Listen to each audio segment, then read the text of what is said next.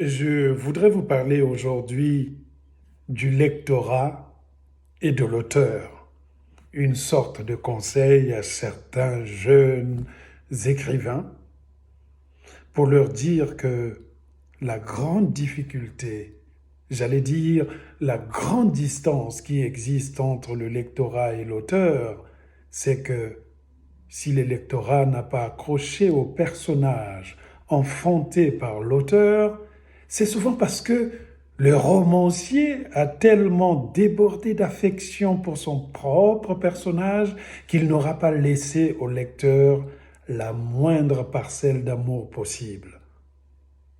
Mais mieux encore, le lecteur pourrait passer à autre chose, et c'est son droit le plus absolu. Il pourrait découvrir d'autres livres, d'autres auteurs, des héros qui lui seraient plus attachants, plus attractifs, et trouver ainsi son bonheur. Mais l'écrivain, lui, il ne vivra toute son existence qu'avec ses personnages, parce qu'il en est arrivé au point où il s'imagine que sa survie, la survie de cet écrivain, dépend de ce monde qu'il a inventé. Ces personnages, c'est lui l'auteur. Chacun d'eux se coltinant les pièces détachées de sa propre existence, de son corps et de son esprit, mais dans une harmonie de contraires qui sied à son destin de créateur, forcément aux antipodes de la réalité du lecteur.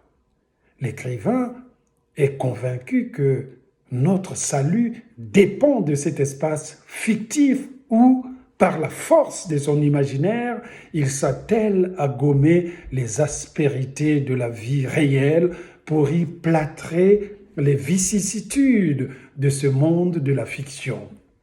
Il arrive que l'auteur réussisse et l'on parle alors de chef-d'œuvre. Parce que le pouvoir de persuasion, cette capacité à nous faire douter de notre réalité pour nous propulser dans l'espace de la fiction où le temps, l'espace, le passé, le présent et le futur se conjuguent en un clin d'œil. Tout cela fait de l'écrivain peut-être celui qui peut tisser une existence irréelle et la rendre réelle pour votre bonheur de lecteur, de lectrice et aussi de ceux qui aiment la littérature. C'était la pensée du jour sur les rapports entre le lectorat et l'écrivain. À suivre.